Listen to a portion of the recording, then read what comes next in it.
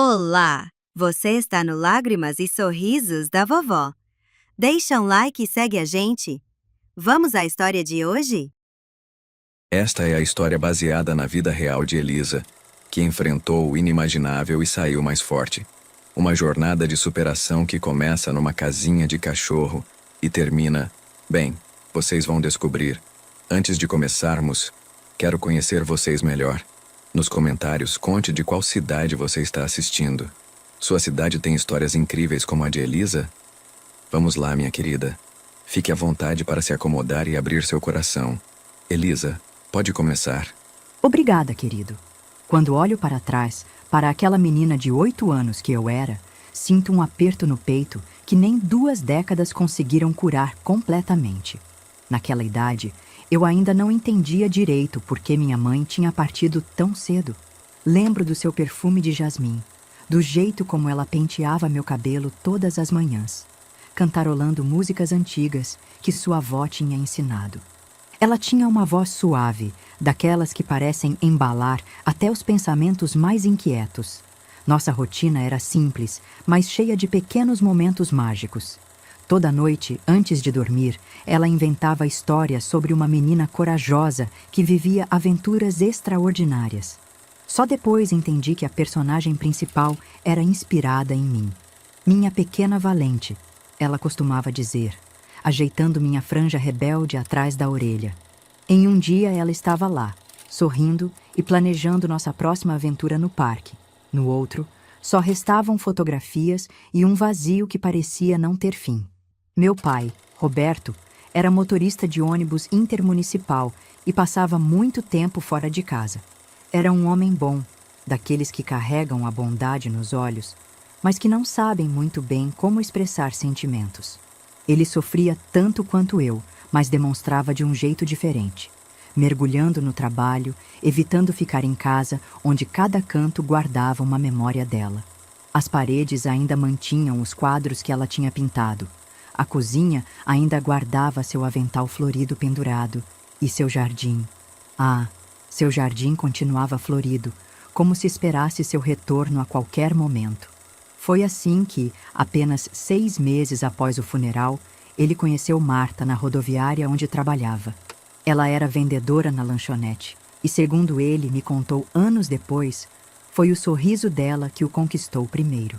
Um sorriso que iluminava o dia mais cinzento, ele dizia. Mas eu, mesmo criança, percebia que havia algo diferente naquele sorriso quando direcionado a mim. Marta era diferente de tudo que eu imaginava em uma madrasta. Não era a bruxa má dos contos de fadas, pelo menos não no início. Era uma mulher bonita, sempre arrumada, com unhas vermelhas impecáveis e um perfume forte de rosas que parecia querer apagar qualquer outro aroma da casa, inclusive o suave jasmim que ainda persistia nos pertences de minha mãe. Seu sorriso encantava todos ao redor, menos eu, porque mesmo quando sorria, seus olhos permaneciam frios quando se dirigiam a mim, como se eu fosse uma mancha em seu quadro perfeito, um lembrete constante de que ela não era a primeira nem a única. Nossa casa era simples, dessas com cerca branca e um pequeno quintal nos fundos, onde minha mãe tinha plantado rosas, margaridas e um pé de jasmim que perfumava as noites de verão. Foi ali que, no meu aniversário de 7 anos, ganhei meu melhor amigo, Zeus, um vira-lata caramelo que minha mãe tinha me dado pouco antes de partir. Ela sempre dizia que todo mundo precisa de um anjo da guarda, e Zeus seria o meu. Ele tinha uma casinha de madeira que meu pai construiu com tanto carinho, pintada de azul claro, bem ao lado do pé de goiaba que dava as frutas mais doces da rua. No começo, Marta tentava disfarçar sua antipatia por mim. Fazia comentários aparentemente inocentes, mas que carregavam um veneno sutil. Essa menina não tem modos. Precisa aprender a se comportar. Como pode ser tão desajeitada? Não puxou isso do pai? Igualzinha à mãe, não é? Tem o mesmo jeito avoado. Este último sempre dito com um tom que fazia parecer que ser parecida com minha mãe era a pior coisa do mundo. Cada palavra era como uma pequena agulha, fina o suficiente para machucar sem deixar marcas visíveis. Zeus percebia. É incrível como os animais têm essa sensibilidade que nós, humanos, às vezes perdemos. Toda vez que Marta se aproximava de mim com aquele olhar, ele ficava inquieto, postando-se entre nós duas como um pequeno guardião. Seu pelo se arrepiava levemente e um rosnado baixo, quase imperceptível, deixava claro que ele não aprovava a forma como ela me tratava. Era como se ele soubesse, muito antes de mim, que eu precisaria de proteção. As coisas começaram a mudar drasticamente quando Marta engravidou, 3 meses após se mudar para nossa casa. Foi como se minha presença tivesse se tornado ainda mais incômoda, como se eu fosse uma sombra do passado que ela precisava urgentemente varrer para debaixo do tapete. Ela parou de disfarçar sua hostilidade e cada dia trazia uma nova forma de me fazer sentir que eu não pertencia àquela família que ela estava construindo. Eu tinha acabado de completar 8 anos quando tudo piorou. A barriga de Marta crescia junto com seu ressentimento por mim.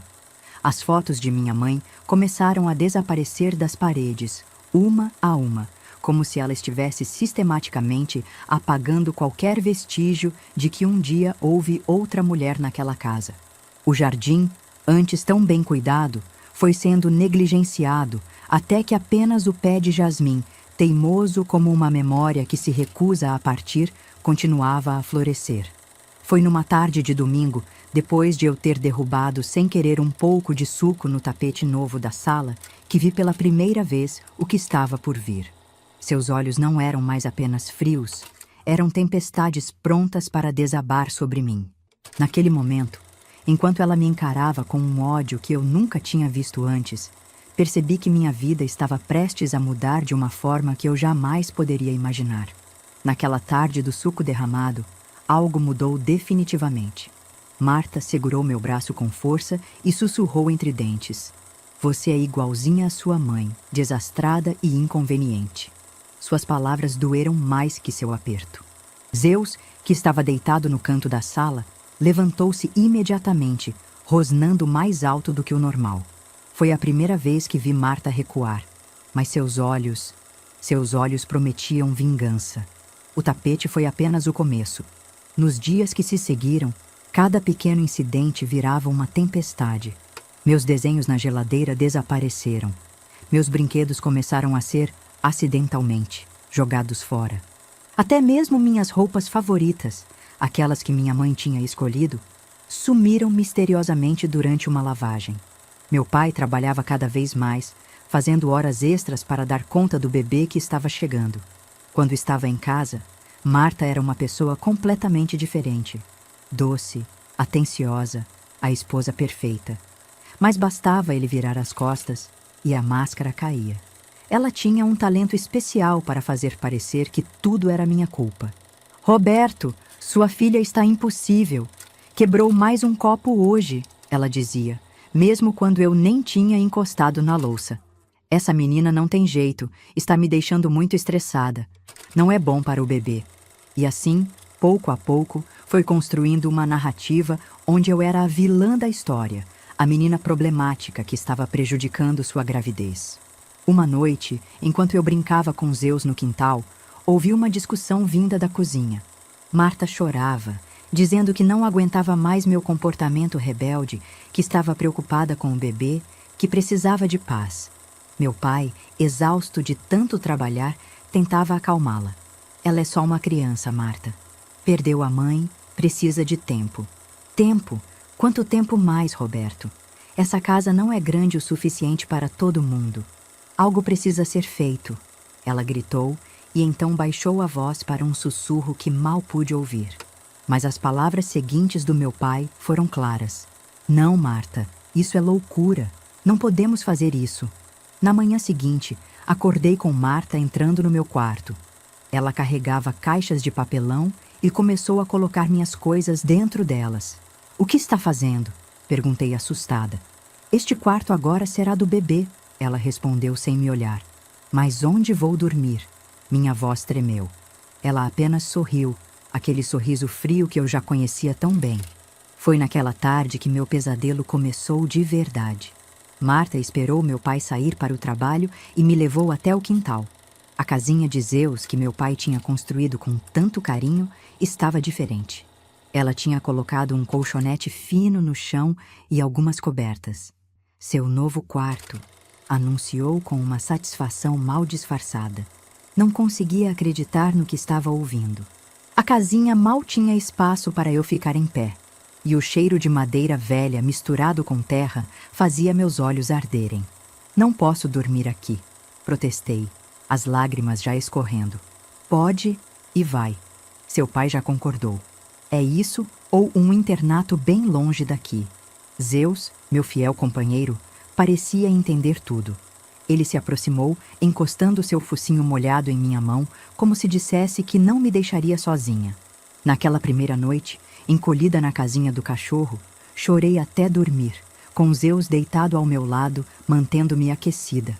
As semanas seguintes foram um exercício de sobrevivência. Acordava cedo, antes dos vizinhos perceberem onde eu dormia, e me arrumava para a escola no banheiro dos fundos. Marta tinha sido clara. Se eu contasse para alguém, as consequências seriam piores.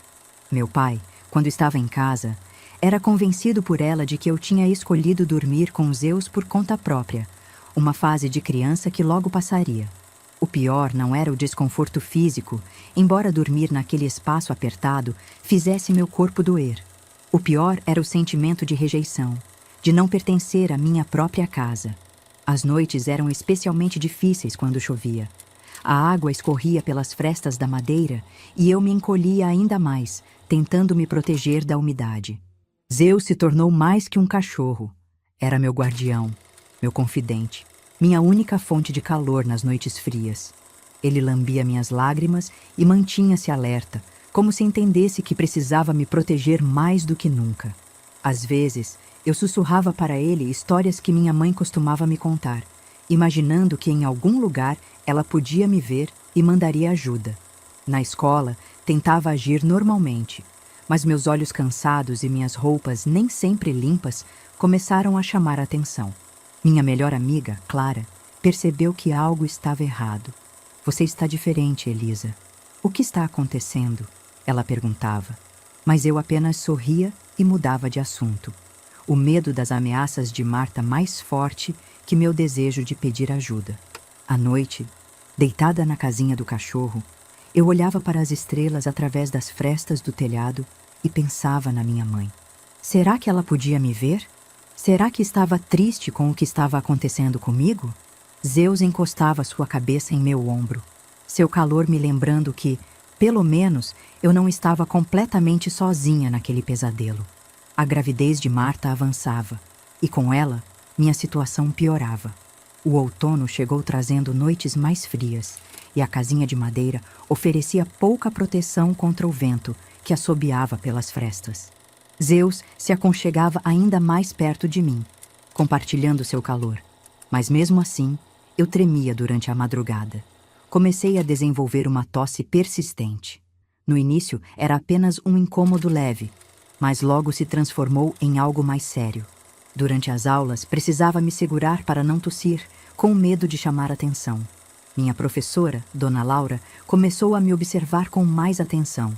Ela tinha aquele tipo de olhar que parece enxergar através das pessoas, daqueles que fazem você querer contar todos os seus segredos. Elisa, você não parece bem, ela me disse um dia, após me ouvir tossir durante toda a aula de matemática. Seus olhos castanhos, emoldurados por óculos delicados, me fitavam com genuína preocupação. Está tudo bem, professora, respondi automaticamente, as palavras de Marta ecoando em minha mente.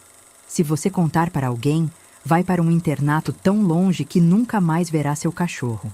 Mas Dona Laura não era do tipo que desistia facilmente. Ela começou a me chamar para conversar depois das aulas, oferecendo biscoitos caseiros e fazendo perguntas aparentemente casuais sobre minha vida em casa. Como está sua madrasta? O bebê está para nascer, não é? Ela perguntava. E eu respondia com meias verdades, sentindo o peso das mentiras em meu peito. Clara, minha melhor amiga, também estava cada vez mais desconfiada. Um dia, durante o intervalo, ela me confrontou. Elisa, suas roupas estão sempre amassadas de manhã, E outro dia vi terra nos seus cabelos. O que está acontecendo?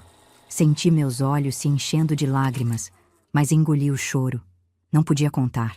Não podia arriscar perder Zeus. As coisas pioraram quando Marta decidiu que eu não poderia mais usar o banheiro de dentro de casa para me arrumar de manhã. Você está sujando muito o banheiro e não posso limpar nesse estado, ela disse, acariciando sua barriga de 8 meses. Passei a me lavar com a mangueira do jardim, antes do sol nascer, tremendo de frio enquanto tentava me limpar o melhor possível. Uma manhã particularmente fria, enquanto me arrumava no quintal, ouvi a voz da vizinha, Dona Cecília. Roberto, Roberto, venha ver isso. Meu coração gelou. Ela tinha me visto. Corri para dentro da casinha de Zeus, mas era tarde demais. Marta apareceu no quintal em segundos, seu rosto uma máscara de preocupação forjada. Ah, essa menina! Sempre inventando brincadeiras estranhas. Elisa, quantas vezes já disse para não brincar com a mangueira de manhã? Ela falou alto o suficiente para que todos ouvissem, sua voz doce escondendo o veneno que eu já conhecia tão bem. Naquela noite, fiquei sem jantar como punição por causar problemas. Zeus era minha única constante. Ele parecia entender cada vez mais a gravidade da situação. Quando Marta se aproximava da casinha, ele se posicionava na entrada, rosnando baixinho, protegendo o único espaço que me restava. À noite, ele lambia minhas lágrimas e encostava seu focinho gelado em meu rosto, como se dissesse que tudo ficaria bem. Comecei a guardar pedaços do meu lanche da escola, escondendo-os nos bolsos do uniforme. Marta estava controlando cada vez mais minhas refeições, dizendo que precisava aprender a ser grata pelo que recebia. Os pedaços de pão e frutas que eu conseguia salvar eram divididos com Zeus, que se recusava a comer sua própria comida antes de ter certeza que eu tinha comido algo. Uma noite, durante uma tempestade particularmente forte, a água começou a entrar na casinha. Zeus e eu nos apertamos no único canto que ainda estava seco, mas era inútil.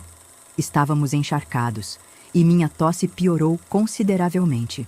Passei a noite inteira tremendo, abraçada ao meu fiel amigo, rezando para que o sol nascesse logo. Na manhã seguinte, mal conseguia me manter em pé. Minha cabeça rodava e meu corpo queimava de febre. Mesmo assim, me arrastei para a escola, porque ficar em casa significava enfrentar a fúria de Marta.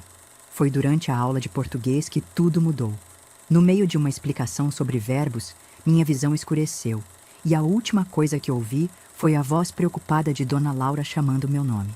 Acordei na enfermaria da escola, com Dona Laura segurando minha mão e uma enfermeira medindo minha temperatura. 39,5 graus, ouvi ela dizer. Precisamos chamar os pais dela imediatamente. Foi nesse momento que o pânico me dominou. Não podia deixar chamarem Marta. Não podia. Por favor, não, tentei dizer, mas minha voz saiu como um sussurro rouco. Dona Laura se inclinou sobre mim, seus olhos cheios de uma determinação que eu nunca tinha visto antes. Elisa, você está segura agora. Pode me contar o que está acontecendo. Eu prometo que vou te proteger. Naquele momento, olhando nos olhos de Dona Laura, algo dentro de mim se quebrou.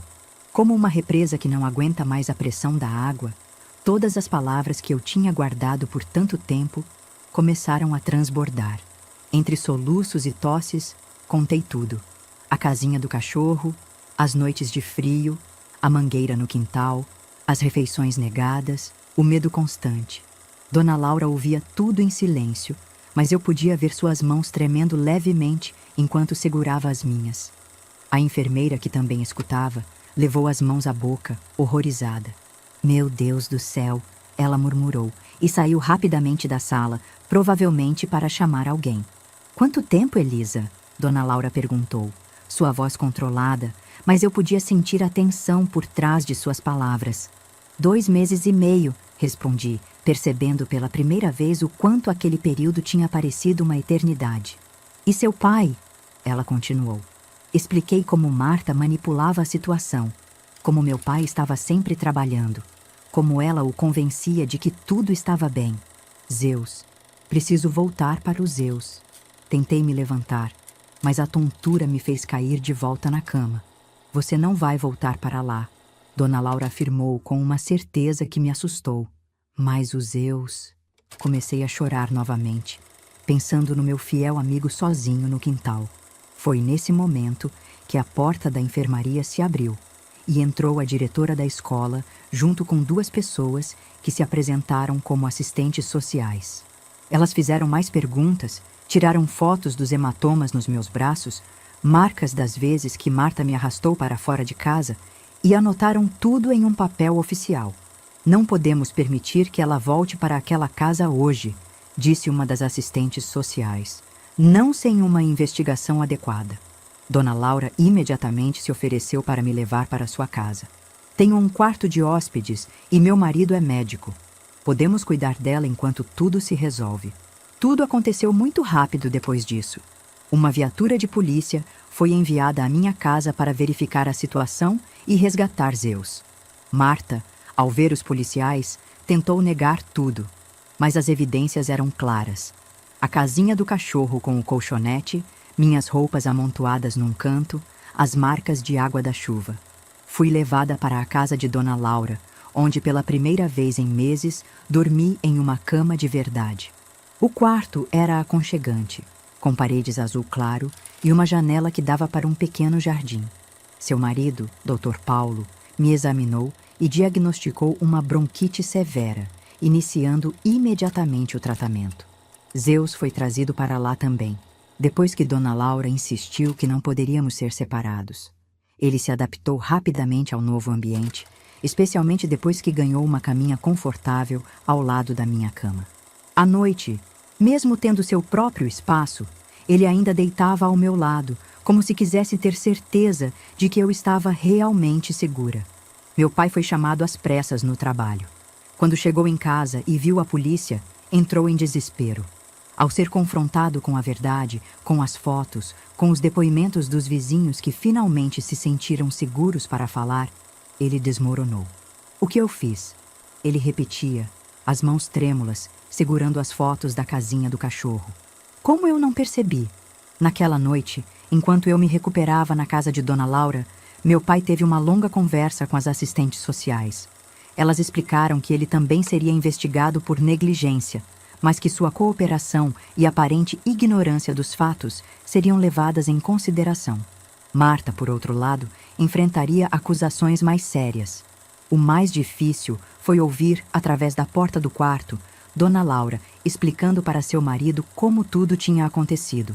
Como alguém pode fazer isso com uma criança? Ela perguntava, sua voz embargada. E aquele pai, Paulo, trabalhando tanto que não viu a própria filha sendo maltratada debaixo do seu nariz. Zeus, percebendo minha inquietação ao ouvir a conversa, encostou sua cabeça no meu colo. Seus olhos castanhos me fitavam com aquela lealdade incondicional que só os cães são capazes de demonstrar. Somos uma dupla, não é, Zeus? Sussurrei, afagando suas orelhas. Ele respondeu com um latido baixinho, como se concordasse. Nos dias que se seguiram, muita coisa mudou. Marta foi afastada de casa por ordem judicial, indo morar com sua irmã em outra cidade. Meu pai iniciou terapia e pediu licença no trabalho para poder se dedicar à reconstrução de nossa relação. As assistentes sociais faziam visitas regulares, garantindo que tudo estava progredindo adequadamente. Dona Laura e Dr. Paulo se tornaram uma segunda família para mim. Mesmo depois que voltei para casa com meu pai, eles mantiveram contato próximo, me convidando para almoços aos domingos e sempre verificando se eu estava bem. Foi Dona Laura quem sugeriu que eu também começasse terapia, algo que se provaria fundamental para minha recuperação. A recuperação foi um processo lento e delicado, como reconstruir um vaso quebrado, peça por peça. Voltei para casa depois de 2 semanas na casa de Dona Laura, quando os assistentes sociais consideraram que era seguro. Meu pai tinha transformado completamente meu antigo quarto, pintando as paredes de lilás, minha cor favorita, e comprando uma cama nova com colcha de borboletas. O mais tocante foi encontrar, sobre a escrivaninha, um porta-retratos com a foto da minha mãe que Marta tinha escondido. Encontrei todas as fotos, meu pai disse, com lágrimas nos olhos. Ela tinha guardado em uma caixa no sótão. Sua mãe, ela merece estar aqui, nos observando. Aquele pequeno gesto significou mais do que qualquer palavra poderia expressar. As sessões de terapia começaram imediatamente. Minha terapeuta, doutora Marina, tinha um jeito especial de me fazer sentir segura para falar sobre tudo. Nas primeiras sessões, eu mal conseguia mencionar a casinha do cachorro sem começar a tremer. Ela me ensinou técnicas de respiração e me ajudou a entender que o que aconteceu não foi minha culpa. Sabe, Elisa, ela me disse em uma sessão particularmente difícil. Às vezes os adultos machucam crianças não porque elas fizeram algo errado, mas porque eles próprios estão quebrados por dentro. Era difícil entender isso aos 8 anos, mas aquelas palavras ficariam comigo para sempre.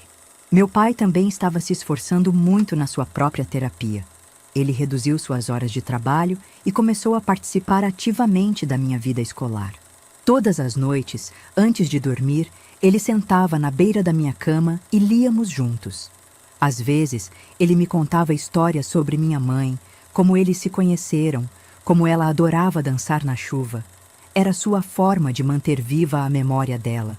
Zeus continuava sendo meu guardião fiel. Agora ele tinha uma casinha nova, muito mais confortável, no quintal, mas sempre passava algumas horas no meu quarto. Meu pai fez questão de instalar uma portinhola na porta dos fundos para que ele pudesse entrar e sair livremente. À noite, quando eu tinha pesadelos, e no início eles eram frequentes, Zeus sempre percebia e vinha deitar ao meu lado. A escola se tornou um lugar ainda mais especial. Dona Laura continuou sendo muito mais que uma professora. Ela se transformou em uma mentora, uma segunda mãe. Nas reuniões de pais, ela sempre fazia questão de conversar longamente com meu pai, compartilhando suas observações sobre meu progresso. Clara, minha melhor amiga, foi fundamental nesse processo de cura. Depois que soube de tudo, ela se tornou ainda mais protetora. Ninguém vai te machucar de novo, ela dizia com aquela certeza que só as crianças têm. No recreio, fazíamos planos para o futuro. Seríamos professoras, como Dona Laura, e ajudaríamos outras crianças. O tempo foi passando e as feridas foram cicatrizando. A bronquite melhorou com o tratamento adequado e aos poucos fui recuperando o peso que tinha perdido. Meu pai aprendeu a cozinhar, algo que ele nunca tinha feito antes, e transformou nossas refeições em momentos especiais de conexão. Quanto a Marta, soube que ela teve o bebê, uma menina, e se mudou para outro estado. As assistentes sociais garantiram que ela não poderia se aproximar de mim novamente. Às vezes, eu pensava na minha meio-irmã, que nunca conheceria. Mas doutora Marina me ajudou a entender que algumas distâncias são necessárias para nossa proteção. Um ano depois do incidente, organizamos uma festa no quintal. Era meu aniversário de 9 anos. E pela primeira vez desde a morte da minha mãe, eu me sentia verdadeiramente feliz. Dona Laura e Dr. Paulo vieram, junto com Clara e outros amigos da escola. Zeus corria entre os convidados, abanando o rabo e recebendo carinho de todos. Durante a festa, meu pai fez um discurso que nunca vou esquecer. Elisa, minha filha, me perdoe por não ter te protegido antes, mas prometo que de agora em diante, nada nem ninguém vai te machucar novamente. Você é forte como sua mãe, e ela estaria tão orgulhosa de você quanto eu estou. Naquele momento, olhando para todas aquelas pessoas que tinham se tornado minha família expandida, Dona Laura, Doutor, Paulo, Clara, Zeus, meu pai renovado, entendi que às vezes precisamos passar por tempestades para encontrar o arco-íris.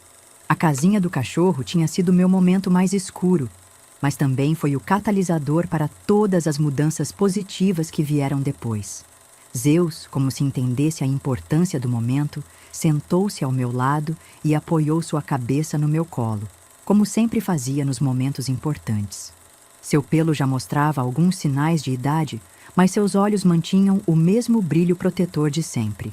Obrigada por não ter me abandonado, sussurrei em seu ouvido, e ele respondeu com uma lambida carinhosa no meu rosto.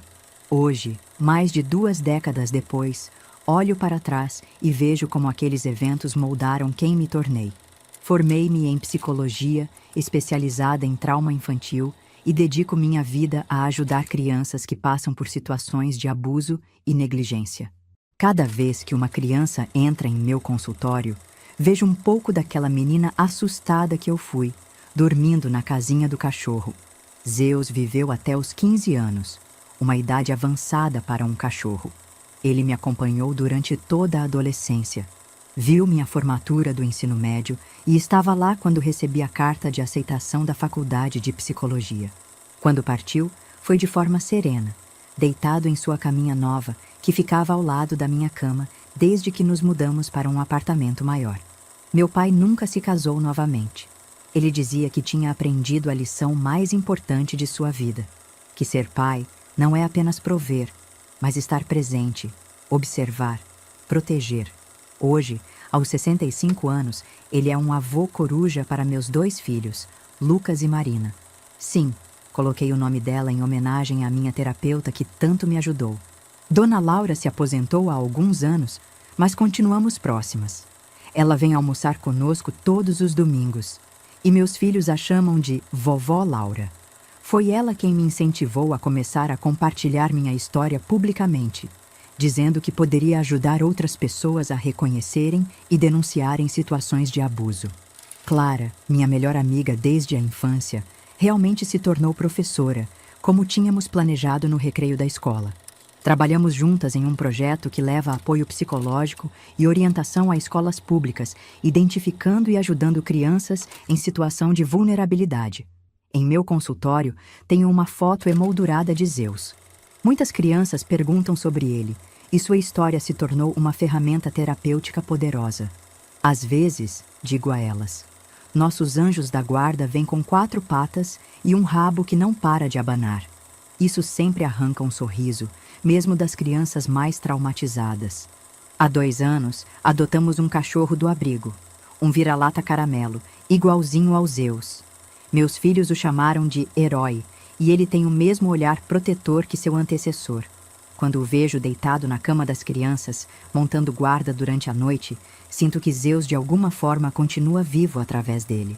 Nunca mais tive notícias de Marta, e sinceramente, prefiro assim.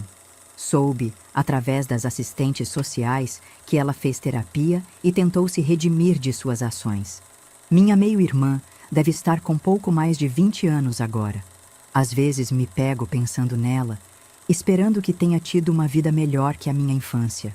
O mais importante que aprendi com toda essa experiência é que o mal não tem a última palavra, que por mais escura que seja a noite, sempre há pessoas dispostas a acender uma luz, como Dona Laura fez por mim, que às vezes nossa salvação vem nas formas mais inesperadas, como um cachorro vira-lata que se recusa a nos abandonar. Hoje, quando dou palestras em escolas e centros comunitários, sempre enfatizo a importância de estar atento aos sinais. Uma criança que muda de comportamento repentinamente, que aparece com machucados inexplicáveis, que demonstra medo excessivo, todos esses são sinais que não podem ser ignorados. Meu pai, agora um senhor de cabelos brancos que adora contar histórias para os netos, sempre diz que sua maior lição foi aprender que amor não é apenas sentir, mas agir. Ele transformou sua culpa em ação, dedicando parte de seu tempo livre para trabalhar com grupos de apoio a pais solo, ajudando-os a não cometerem os mesmos erros. E quanto a mim? Bem, cada vez que entro em meu consultório e vejo uma nova criança, lembro daquela menina assustada na casinha do cachorro. Digo a ela, silenciosamente, que valeu a pena sobreviver, que ela se tornou mais forte do que jamais imaginou ser possível. Para finalizar esta história, quero fazer um pedido especial a você que me ouviu até aqui. Se inscreva no canal, deixe seu like e compartilhe. Não pelo número de inscritos, mas porque cada compartilhamento pode fazer esta mensagem chegar a alguém que precisa de ajuda, a alguém que está vivendo seu próprio momento de escuridão. Juntos, podemos ser a luz que alguém precisa para encontrar o caminho de volta para casa. Lembre-se, nenhuma criança merece dormir na casinha do cachorro. E se você conhece alguém que está passando por algo similar, não se cale. Seja a Dona Laura de alguém. Seja a voz que eles ainda não têm força para usar. Porque no final, o amor sempre vence. Eu sou a prova viva disso.